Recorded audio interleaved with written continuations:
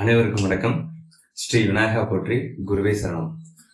நம்ம ஜாதக அமைப்புல பாத்தீங்கன்னா ஒவ்வொரு விதமான கேள்விகளுக்கு பதில் நம்ம பார்த்துட்டு இருக்கோம்.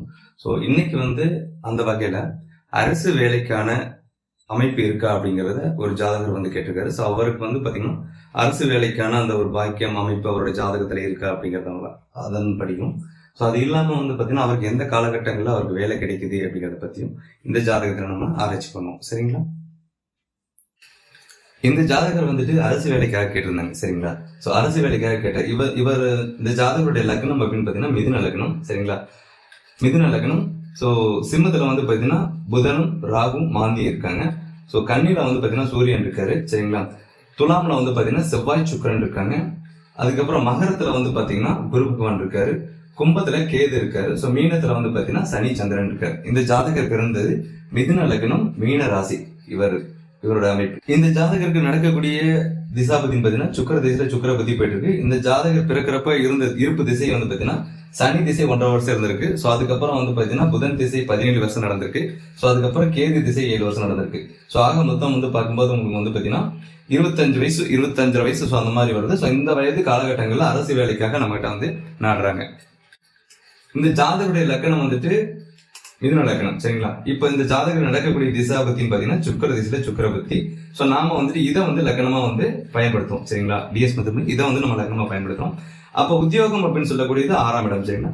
உத்தியோகம் அப்படின்னு சொல்லக்கூடிய 6ஆம் இடம் பாத்தீங்கன்னா மீனம். சரிங்களா? சோ மீனத்துல பாத்தீங்கன்னா சனி பகவான், அதாவது உத்தியோகம் வேலைக்கு அதிபதியான சனி பகவான் மீனத்துல இருக்கிறது சிறப்பு. சோ அவரும் பாத்தீங்கன்னா குரு பகவானுடைய சேர்க்கை இருக்காரு. எப்படி சேர்க்கை அப்படின்னு பாத்தீங்கன்னா ஒரு கிரகம் எந்தெந்த வகையில தொடர்பு பெறும் அப்படின்னா சேர்க்கை, பார்வை, பரிவர்த்தனை, அதுக்கப்புறம் பாத்தீங்கன்னா சாரம் வாங்குதல், சார பரிவர்த்தனை, அதுக்கப்புறம் பாத்தீங்கன்னா வீடு கொடுத்தவன் கேந்திரத்தில் வருதல், வீடு கொடுத்தவன் திரிகோணத்தில் வருதல். இது எல்லாமே தொடர்பு அப்படின்னு சொல்லி நம்ம எடுத்துக்கலாம். சோ அந்த வகையில பாத்தீங்கன்னா சனி பகவான் குரு பகவான் தொடர்பு பெற்றுறாரு. சரிங்களா? இது சிறப்பான ஒரு நிலையிலே சொல்லலாம். அரசு வேலை அப்படின்னு பாத்தீங்கன்னா அரசு வேலைக்கு சனி செவ்வாய் தொடர்பு வேணும் அப்படின்ட்டு நம்ம நிறைய வீடியோல சொல்லியிருக்கோம். அதை நீங்க பாத்திருப்பீங்க. அரசு வேலை சனி செவ்வாய் சூரியன் அப்படிங்கும்போது தலைமை பொறுப்பு அது மாதிரி எல்லாம் கிடைக்கும். சரிங்களா? அப்போ இப்ப ஆட்சி பெற்ற சுக்கிரன் பாத்தீங்கன்னா வாங்கினது சுவாதி ராகு சாரம் வாங்கியிருக்காரு. சரிங்களா? ராகு பாத்தீங்கன்னா 11ஆம் இடம் லாபஸ்தானம் அப்படின்னு சொல்லக்கூடிய 11ஆம் இடத்துல இருக்காரு. சோ 11ஆம் இடத்து அதிபதி பாத்தீங்கன்னா சூரியன். அவரும் பாத்தீங்கன்னா கன்னியில புதனுடைய வீட்டுல இருக்காரு. கன்னியோட அதிபதி பாத்தீங்கன்னா புதன் பகவான். அவர் இவங்க 2 பேரும் தனக்குள்ள வீடு பரிமாறி இருக்காங்க. அது கிரக பரிவர்த்தனை ஆயிருக்கு. சரிங்களா? இப்போ செவ்வாய் பகவான் பாத்தீங்கன்னா 4ஆம் இடமா மகரத்தை தொடர்பு பெற. சரிங்களா? 1 2 3 4 4ஆம் இடமா மகரத்தை தொடர்பு பெற. மகரத்துல பாத்தீங்கன்னா குரு பகவான் இருக்காரு. ஆல்ரெடி சனியும் தொடர்பு. சரிங்களா? அப்போ வேலையில கன்ஃபார்ம் வேலை ஒரு நல்ல ஒரு வேலை அப்படின்னு சொல்லலாம். அரசு வேலை நல்ல ஒரு வேலை.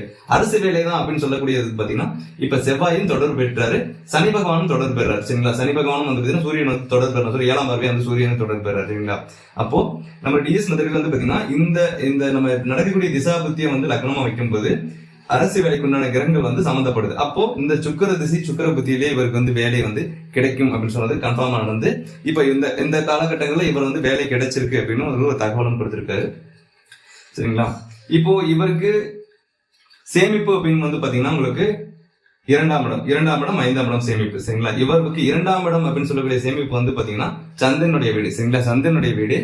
அது அவர் யார் கூட இருக்காருன்னா சனி பகவான் அப்படின்னு சொல்லக்கூடிய சனி பகவான் மீனத்துல இருக்காரு, கூட சந்திரனும் இருக்காரு. அப்ப தாய் கிரகம் அப்படின்னு சொல்லலாம்.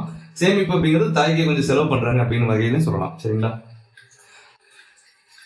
இவருடைய சேமிப்பு பாத்தீங்கன்னா சேமிப்பு வைக்கிறாரு. சோ வைக்கும்போது பாத்தீங்கன்னா தாய்க்கு பாத்தீங்கன்னா அவர் செலவு பண்றாரு அப்படிங்கிற விஷயத்த நம்ம இதுலயே காட்டி கொடுக்குது. இதுலயே நம்ம தெரிஞ்சுக்கலாம். சரிங்களா? சோ அரசு வேலை எப்படின்னு சொல்லும் போது அரசு வேலைக்கு உண்டான கிரகங்கள் பாத்தீங்கன்னா சனி பகவான், செவ்வாய், சூரியன். சோ தொடர்பு பெறும் காலகட்டங்களில் அரசு வேலை கிடைக்கும் சொல்லியிருந்தோம். சோ அந்த வகையில இந்த ஜாதகருக்கு பாத்தீங்கன்னா சுக்கர திசையில சுக்கரபதியில அரசு வேலை கிடைச்சிருக்கு. ஒருத்தர் அரசு வேலையில நிலையா இருப்பாங்களா இருக்க மாட்டாங்களா அப்படிங்கிறது அவங்களுடைய கிரக அமைப்பு பொறுத்து. ஒரு சிலர் கொஞ்ச நாட்கள்லயே அந்த அரசு வேலையை பிடிக்கல அப்படின்னு வரவங்க இருக்காங்க. சோ அதே மாதிரி நிறைய 1 லட்சம் சம்பளம் வாங்கிட்டு இருக்கிற ஐடி பார்க்ல வேலை பார்க்குற சில பேர் பாத்தீங்கன்னா ஓன் பிசினஸ் பண்ண போறேன் அப்படிங்கிறது ரிலீஃப் ஆயிட்டு வரவங்க இருக்காங்க.